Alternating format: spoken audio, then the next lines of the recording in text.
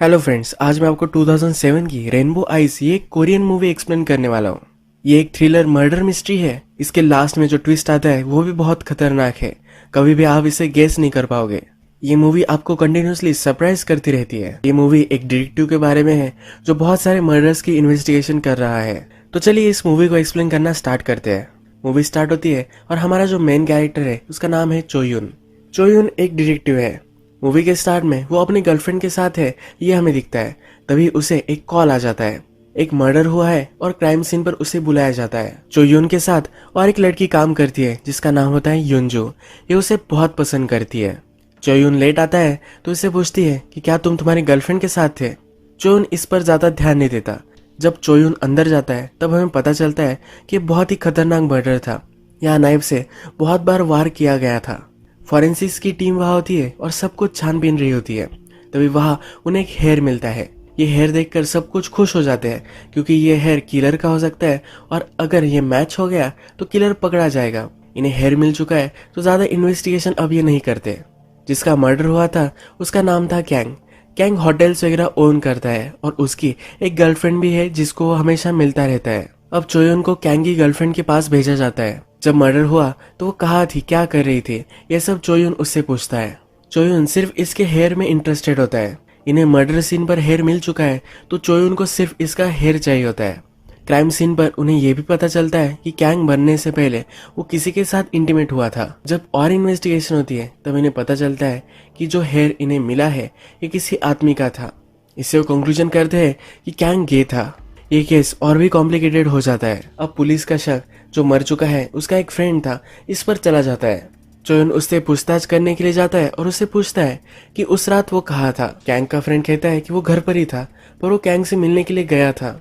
चोयुन 100% sure होता है कि यही किलर होगा। चोयुन फिर कैंग के फ्रेंड की मर्जी के खिलाफ उसका हेयर ले लेता है। इसके बाद हम देखते हैं कि चोयुन और यूनजी ये दोनों जिम में वर्कआउट कर रहे होते हैं। इंजू के लिए एक अच्छा सा लड़का चोयुन ने देखा होता है तो उसे डेट करने के लिए उसे बोल रहा होता है। इंजू तो चोयुन से ही प्यार करती है तो वो कहती है कि अगर मैं और प्रीटी होती तो क्या तुम मुझसे प्यार करते। चोयुन इस पर कुछ भी नहीं कहता और वहां से चला जाता है। इसके बाद हमें चोयुन उसकी गर्लफ्रेंड के साथ दिखाया गया है। चोयुन की गर्लफ्रेंड का नाम सुजिन होता है। इन दोनों में झगड़ा हो गया होता है तो एक दूसरे से अच्छे से बात नहीं कर रहे होते। चोयुन सुजिन से कहता है कि मुझे लगता है कि मैं तुमसे मिला हूँ पर इससे पहले कभी ना कभी हमारी मुलाकात हुई है। वो इसे कभी भी रिकॉल नहीं कर पाता। चोयुन कहता है कि प्लीज मुझे माफ कर दो। वो फिर से यूजिन के साथ रहना चाहता है पर यूजिन कहती है कि जब तुम्हें मेरी जरूरत पड़ती है तभी तुम मुझसे अच्छे से बात करते हो। एक रात तुम ड्रंक थे और किसी और का नाम ले रहे थे, इसी वजह से यूजिन अब उससे कुछ संबंध नहीं रखना चाहती। नेक्स्ट दिन हमें दिखता है कि चोयुन रास्ते से जा रहा होता है और उसे उसके स्कूल की फ्रेंड मिलती है।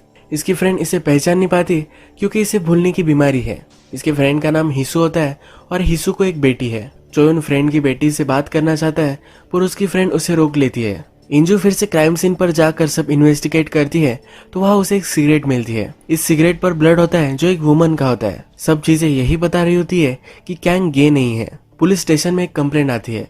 रेप विक्टिम को प्रोटेक्शन की जरूरत होती है, इसीलिए चोयुन और इंजू ये दोनों जाकर उसे अब प्रोटेक्ट करने वाले हैं। ये दोनों क्लोजेट में छुप जाते हैं। इंजू चोयुन से कहती है मुझे लगा था कि तुम हर एक औरत को हेट करते हो, इसी वजह से तुम किसी से भी प्यार नहीं कर सकते। लास्ट में तुम अकेले होंगे और मैं तुम्हें एक्सेप्ट करूंगी। चोयुन कहता है कि तुम एक अच्छी लड़की हो। इंजू को नींद आने लग जाती है तो चोयुन के कंधे पर ही सो जाती है। थोड़ी देर में जिस लड़की को डर लग रहा था उसके घर में जबरदस्ती एक आदमी घुस आता है। इस लड़की को जबरदस्ती करने की कोशिश करता है। चोयुन उठ जाता है और इस आदमी को बहुत मारता है। इंजू को उसे कंट्रोल करना पड़ता है। इसके बाद नेक्स्ट दिन हम देखते हैं कि यूजिन ने अब चोयुन को एक्सेप्ट कर लिया है। चोयुन अपनी मदर से मिलवाने के लिए यूजिन को लेकर आया है। चोयुन की सब बचपन की फोटोज वगैरह यूजिन देख रही होती है। एक फोटो में उसकी जो फ्रेंड थी ये है और उसका ब्रदर है। इसके बारे में वो चोयुन से पूछती है। चोयुन कहता है कि मेरी फ्रेंड का ब्रदर मिसिंग है। तो सुजिन पूछती है तुम तो पुलिस हो, तुम क्यों उसे नहीं ढूंढ रहे। चोयुन कहता है कि मैं श्योर हूँ कि उसका ब्रदर सही सलामत होगा, उसे कोई भी ढूंढने की जरूरत नहीं है। सुजिन मदर और चोयुन के साथ डिनर करती है और रात में चली जाती है। पुलिस कैंग के फ्रेंड पर नजर रख रहे थे। उन्हें लग रहा था कि ये गे है। एक जगह पर वो गया होता है जहां पर पुलिस आ जाते हैं और एक आदमी के साथ ही होता है तो इनका सस्पिशन अब और भी गाढ़ा हो जाता है। कैंग के फ्रेंड को इन्वेस्टिगेशन करने के लिए वो पुलिस स्टेशन लेकर आते हैं। चोमुन का पार्टनर सब गे लोगों को हेट करता है। इसी वजह से कैंग के फ्रेंड को पहले बहुत मारता है। उसे पूछता है कि तुम्हारा कैंग से क्या संबंध था। कैंग का फ्रेंड मना करता है। वो कहता है कि हम दोनों का फिजिकल कुछ भी संबंध नहीं था। ये कहता है कि हम दोनों एक दूसरे के अच्छे फ्रेंड थे। एक दूसरे को काउंसलिंग की जरूरत पड़ती थी तो एक दूसरे को हेल्प करते थे। इससे ज्यादा और कुछ भी नहीं था। हम दोनों एक दूसरे को आर्मी से जानते थे। चोयुन के पार्टनर को लगता है कि ये झूठ कह रहा है तो उसे वो बहुत मारता है। थोड़ी देर में इन्हें पता चलता है कि जो हेयर उन्होंने टेस्ट किया था ये कैंग के फ्रेंड का नहीं है, यानी कि कैंग के फ्रेंड ने मर्डर नहीं किया है। अब ये सब फ्रस्ट्रेटेड हो जाते हैं क्योंकि केस बहुत ही कॉम्प्लिकेटेड हो चुका है। नेक्स्ट दिन इन्हें खबर मिलती है कि कैंग का फ्रेंड का भी मर्डर हो चुका है। कैंग का जिस तरह से मर्डर हुआ था, एक नाइफ से बहुत बार वुंड किए गए थे, उसी तरीके से ये भी मर्डर हुआ है। पुलिस अब सब कुछ छानने लग जाती है, सीसीटीवी कैमरेज वगैरह सब कुछ। इन्वेस्टिगेशन करते हुए चोयुन को याद आता है कि कैंग के फ्रेंड ने कहा था कि वो मिलिट्री में मिले थे, तो मिलिट्री का इससे कुछ संबंध हो सकता है। तो इसी वजह से उनके रिकॉर्ड्स को निकालते हैं। इन रिकॉर्ड्स में इन्हें पता चलता है कि कैंग जब आर्मी में था तब उसके 2 फ्रेंड्स थे। कैंग और उसके 2 फ्रेंड, इन तीनों की बदली हो गई थी। इन तीनों की वजह से एक लड़के ने सुसाइड अटेम्प्ट किया था, इसी वजह से इनकी बदली हो गई थी। जिस लड़के ने सुसाइड करने की कोशिश की थी, चोयुन को उसका नाम पता चलता है और चोयुन रियलाइज करता है कि उसकी फ्रेंड का ही ये ब्रदर है। अपने फ्रेंड से वो मिलने के लिए जाता है। उसकी फ्रेंड उससे पूछती है, क्या तुमने उसे ढूंढ लिया है? चोयुन कहता है कि मैं उससे कोई भी संबंध नहीं रखना चाहता था, इसलिए उसने उसे ढूंढने की कोशिश भी नहीं की है। पर अब उसे पता चला है कि वो आर्मी में था और उसने सुसाइड अटेम्प्ट करने की कोशिश की थी। जो सब इन्फॉर्मेशन चोयुन को मिली है, इससे वो डिस्टर्ब हो जाता है। अपनी गर्लफ्रेंड के पास आता है और उससे शादी के लिए पूछता है। ये भी इसके लिए हाँ कर देती है। अब चोयुन को लगता है कि उसके फ्रेंड के ब्रदर ने ही ये सब मर्डर किए होंगे। इसके फ्रेंड के ब्रदर का नाम यीसुक होता है। अब इसका पूरा शक यीसुक पे ही है। चोयुन फिर से अपने फ्रेंड से मिलने के लिए जाता है। उसकी फ्रेंड कहती है कि मेरे ब्रदर को मैंने तुम्हें ढूंढने के लिए कहा था, उस पर शक करने के लिए नहीं। मैं समझ सकती हूँ कि तुम उससे मिलना नहीं चाहते थे, पर अब वो मर्डरर है, ये तुम कैसे कह सकते हो? क्या तुम्हें लगता है कि वो इतना क्रूल है? चोयुन कहता है कि हाँ, मुझे लगता है कि वो कर सकता है। चोयुन को जब वो स्कूल में था उसका पास्ट याद आता है। उसके फ्रेंड का ब्रदर यानी कि यूसुक, उसका भी फ्रेंड हुआ करता था। यूसुक गे था, इसी वजह से स्कूल में उसे बहुत मारा करते थे। चोयुन ने उसे प्रोटेक्ट करने की कोशिश की थी, पर सब लड़के चोयुन को ही मारने लग गए थे। इसके बाद चोयुन ने यूसुक से आकर कहा कि वो उसका फ्रेंड नहीं रहेगा। नेक्स्ट डे पुलिस स्टेशन में सुजिन चोयुन को लेने के लिए आती है। ये दोनों डेट पर जाने वाले होते हैं। यहाँ पर इंजू सुजिन के पास ही बैठी हुई होती है। इसे बहुत बुरा लगता है। इसे फिर याद आता है कि सुजिन और चोयुन कैसे मिले थे। एक्चुअल में चोयुन और इंजू एक आदमी को पकड़ रहे थे। पकड़ते पकड़ते इंजू ट्रेन में चढ़ गए और चोयू बाहर ही रह गया। इसी प्लेटफॉर्म पर चोयुन और सुजिन मिले थे। इसे बहुत ही पछतावा होता है। अगर वो उस दिन ट्रेन पर नहीं चढ़ती तो शायद चोयुन उसका बॉयफ्रेंड होता। चोयुन आज सुजिन के साथ वेडिंग ड्रेस बाय करने के लिए आता है। ये दोनों ड्रेस ही बाय कर रहे होते हैं, तभी चोयुन को रियलाइज होता है कि यीसुक का और एक फ्रेंड था जिससे उसे बात करनी चाहिए। ये शॉपिंग छोड़कर फिर वो यूसुक के फ्रेंड के पास आ जाता है। यीसुक का फ्रेंड उसने क्यों खुदकुशी करने की कोशिश की थी, ये सब कुछ अब चोयुन को बता देता है। वो कहता है कि जब यीसुक आर्मी में था तब उसे लगा था कि अब इसे कोई भी तंग नहीं करेगा। आर्मी में भी कुछ लोग थे जो गए थे। ये 3 फ्रेंड्स थे, ये कैंग और उसके 2 फ्रेंड यही है। कैंग का एक फ्रेंड यीसुक को बहुत तकलीफ देता था। ये तीनों मिलकर यीसुक का रेप करते थे। एक दिन ये सहन नहीं कर पाया, इसी वजह से अपने आप को इसने गोली मारने की कोशिश की थी। यह सब सुनकर चोयुन को अब बहुत ही बुरा लगता है। सब पुलिस जब इस केस पर डिस्कशन करते हैं तो वो रियलाइज करते हैं कि यीसुक ही सब लोगों का बदला ले सकता है। यहाँ पर कैंग और उसका फ्रेंड मर चुका है, तो उसका और एक फ्रेंड था जो अब नेक्स्ट मरने वाला हो सकता है। चोयुन अपनी ही इन्वेस्टिगेशन कर रहा था तो कैंग का फ्रेंड जो अब मर सकता है उसके पास चोयुन आ जाता है। चोयुन फिर कैंग के फ्रेंड से यीसुक के बारे में पूछता है तो कहता है कि वो बहुत ही ब्यूटीफुल था। ये यीसुक को बहुत ही ऑब्जेक्टिफाई करता है। चोयुन कहता है कि तुम्हें सावधान रहना चाहिए, पर कैंग के फ्रेंड के पास अब बहुत सारे बॉडीगार्ड है जो इसे प्रोटेक्ट कर सकते हैं। ये कैंग का फ्रेंड बहुत ही घटिया आदमी होता है और यीसुक के बारे में बहुत ही गलत गलत चीजें बोलने लग जाता है। चोयुन को कैंग के फ्रेंड पर बहुत ही गुस्सा आता है, उसे वो मारने लग जाता है, पर उसके बॉडीगार्ड चोयुन को रोक लेते हैं। चोयुन ने बहुत सारी चीजें फिगर आउट कर ली है और वो डिस्टर्ब है। ये सब इंजू को पता चल जाता है। इंजू उससे कहती है तुम्हारे मन में जो सब है वो तुम मुझे बता दो, अगर तुम ऐसे करोगे तो तुम ट्रबल में आ सकते हो। चोयुन सुनता नहीं और वहां से चला जाता है। चोयुन डायरेक्टली अपनी गर्लफ्रेंड के पास आता है। उसे कहता है कि चलो कहीं बाहर चलते हैं। वो इस सिटी से दूर जाना चाहता है। सुजिन रेडी होकर बाहर निकलती है, तभी चोयुन को फिर से कॉल आ जाता है। कैंग के दूसरे फ्रेंड का भी मर्डर हो चुका है। जब एक क्राइम सीन इन्वेस्टिगेट करते हैं तब इन्हें पता चलता है कि जिस तरह से प्रीवियस मर्डर थे उस तरह का ये मर्डर नहीं है।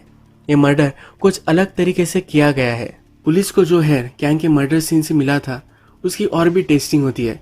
इस टेस्टिंग में उन्हें पता चलता है कि ये हेयर एक ट्रांसजेंडर का है, यानी कि मर्डरर पहले आदमी था और उसके बाद उसने अपना जेंडर चेंज कर लिया है। इनका शक फिर से कैंग की गर्लफ्रेंड पर ही जाता है। उसने जेंडर चेंज किया हो सकता है, इसीलिए उसे इन्वेस्टिगेशन करने के लिए पुलिस स्टेशन पर लेकर आते हैं। इंजू फिर से क्राइम सीन पर जाती है और सब इन्वेस्टिगेशन करने लग जाती है। यहाँ पर बहुत सारे लॉ की बुक्स होते हैं, पर कैंग को कभी भी लॉ में इंटरेस्ट नहीं था। वो रेस्टोरेंट ओन करता है और लॉ से उसका दूर दूर तक कोई भी संबंध नहीं है। एक बुक को हाथ लगाती है जिससे एक सीक्रेट डोर खुल जाता है। ये एक सीक्रेट पैसेज है जो रेस्टोरेंट तक जाता है। इस पैसेज से वो रेस्टोरेंट के किचन में पहुंच जाती है। यहाँ पर एक शेफ है जो चाकू के साथ सही से खेल सकता है। मर्डर पर जो वार किए गए थे ये बहुत बार किए गए हैं और इस शेफ का काम हो सकता है।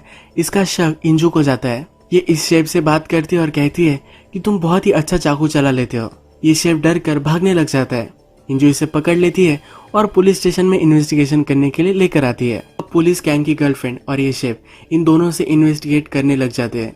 इस शेफ के डीएनए सैंपल उस क्राइम सीन से मैच कर जाते हैं। ये शेफ कहता है कि वहां मैं फूड डिलीवरी करने गया था, इसीलिए ये सब हुआ है। उसने मर्डर नहीं किया है, ये वो पुलिस को कहता है। कैंग की गर्लफ्रेंड के भी रिकॉर्ड निकाले जाते हैं और वो ट्रांसजेंडर नहीं होती।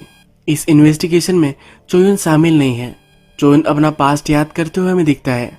हमें पता है कि यीशु चोयुन का फ्रेंड था, पर ये फ्रेंड से और भी ज्यादा थे। चोयुन ने यीशु को बचाने की कोशिश की थी और उसके बाद उसने उसे किस किया था। सोसाइटी के डर से चोयुन अपने आप को एक्सेप्ट नहीं कर पाया और फिर यीशु को भी हेट करने लग गया। इसी वजह से उसने यीशु को कभी प्रोटेक्ट नहीं किया।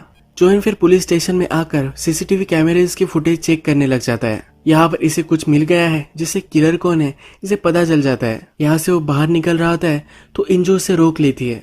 उसे कहती है कि मुझे ऐसा क्यों लग रहा है कि मैं फिर से कभी भी नहीं देखूंगी। चोयुन अपने गर्लफ्रेंड के पास आ चुका है। इसुक ने सर्जरी करवाई थी और वो औरत में कन्वर्ट हो गया था। ये औरत चोयुन की गर्लफ्रेंड सुजिन ही है। चोयुन सुजिन के पास आकर उससे पूछता है कि तुमने ये सब क्यों किया है। सुजिन कहती है कि तुम मुझे कभी भी एक्सेप्ट नहीं कर सकते थे, तुम सोसाइटी से ही डर रहे थे, इसी वजह से मैंने ये सब किया।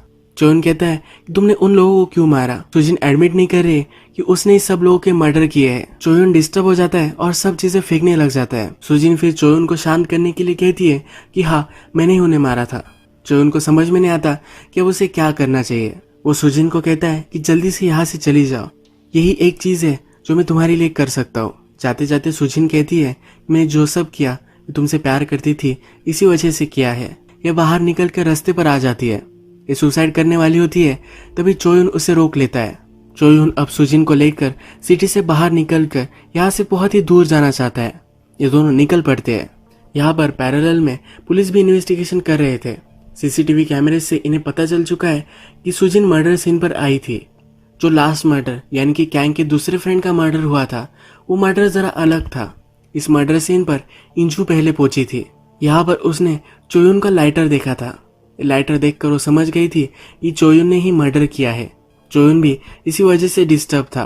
कैंग का फ्रेंड इसुक के लिए बहुत ही डिसरेस्पेक्टफुल था, तो कैंग को बहुत ही गुस्सा आ गया था। उसे लग रहा था कि उसे मार डालना चाहिए। रात में हो गया और कैंग के फ्रेंड को मार कर आ गया। इंजू को चोयुन का लाइटर मर्डर सीन पर मिल गया था। उसने वो लाइटर अपने जेब में रख लिया था।